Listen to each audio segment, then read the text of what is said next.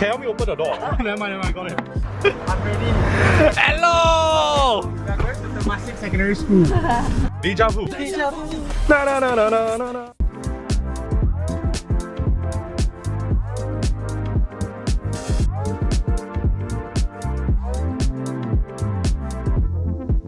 Are you nervous? Nervous. This one legit.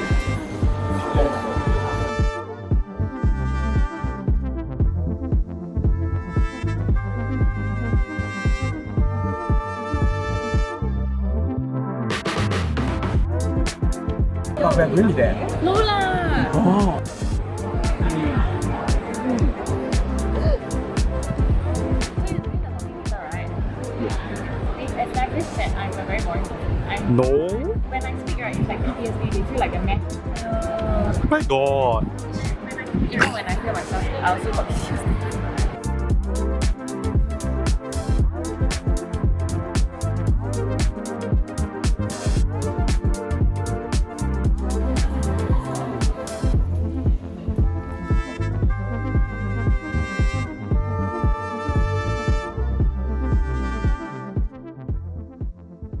Hey, what's up, guys? Boom.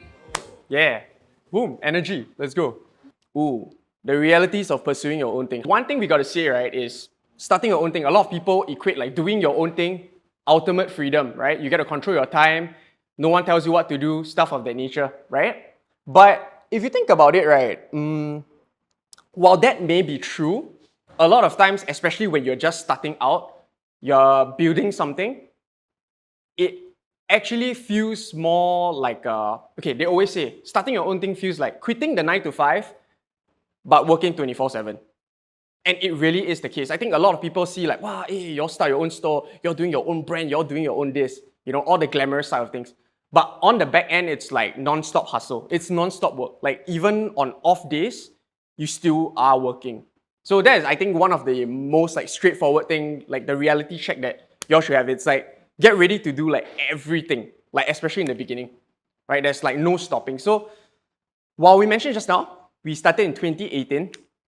We were amongst the three different groups who started the vintage scene in Singapore in recent times lah. Right? So when we started, we were the first brick and mortar, and there were like 2 other pop-up stores. This was 2018. And after we started, maybe like 6 months down the road, right? Like the maybe midpoint of 2018, you start seeing like people gaining traction for vintage clothing, right? People starting their own carousel stores, their own Instagram store. Hey man, I sell vintage, I sell this, I sell that. And over the course of 5 years, a lot of these people who once were, well, in the scene, are not in the scene anymore. Why? Because a lot of them, they jumped on the bandwagon, and a lot of them, ultimately, they don't really have, first of all, the passion, right? Second of all, they don't have the grit to actually continue. They realize like, oh shit, 2018, vintage is a hot thing. Let's see what I can get from it. So a lot of people get into the scene to flip a quick buck, right? This happens with any scene, not only like vintage. It could be anything. Maybe this is popping off. Let me move into that, you know? So you're moving with what the scene says.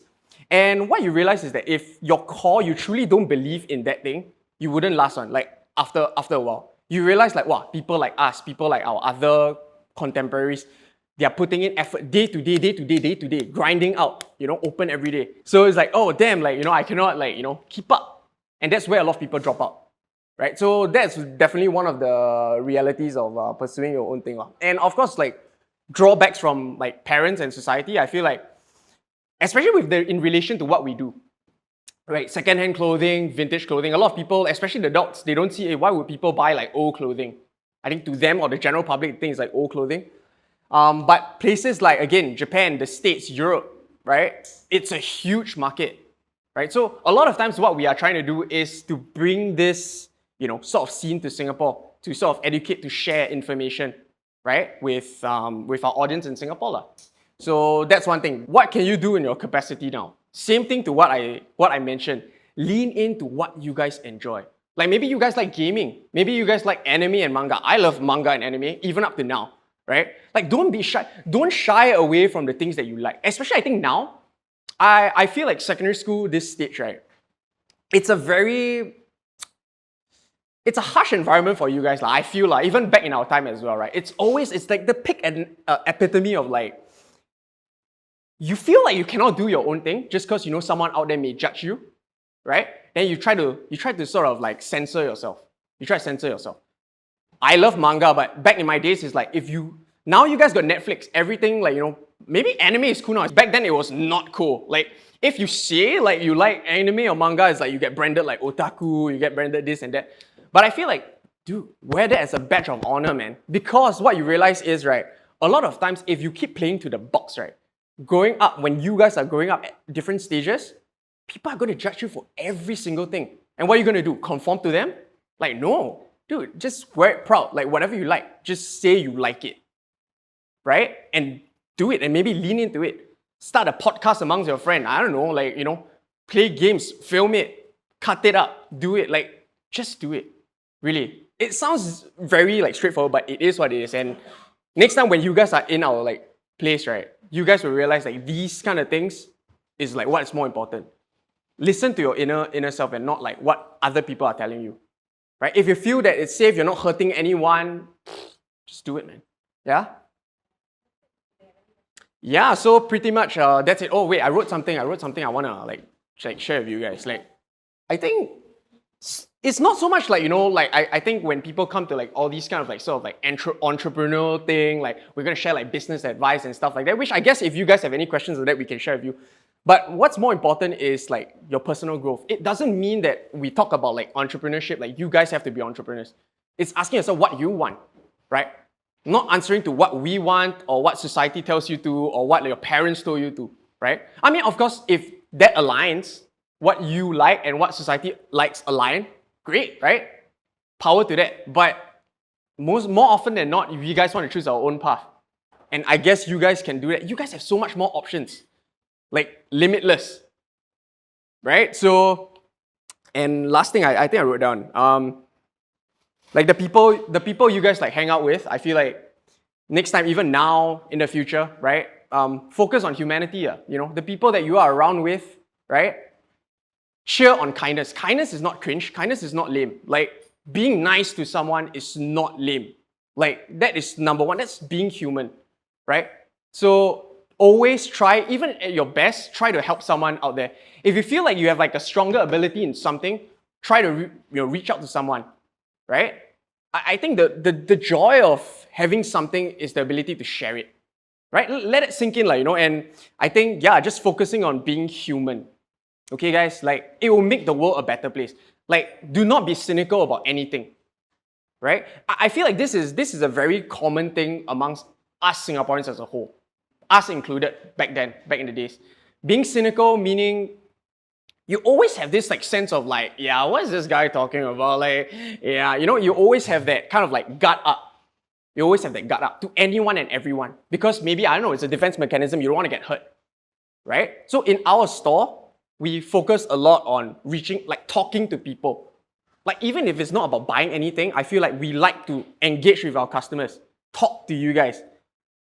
At the end of the day, if you guys leave the store, you guys had a good time, dude, it goes both ways, right? So don't build up that wall and rob yourself of that opportunity to actually open yourself up to someone, right? Open yourself up to anyone you can, the people around you, right? Until they prove to you otherwise that they are not the person that you think they are. Feels like a rap. But, right? And then you back away. But before all of that, always give yourself the opportunity, always give the other party an opportunity to connect. Always.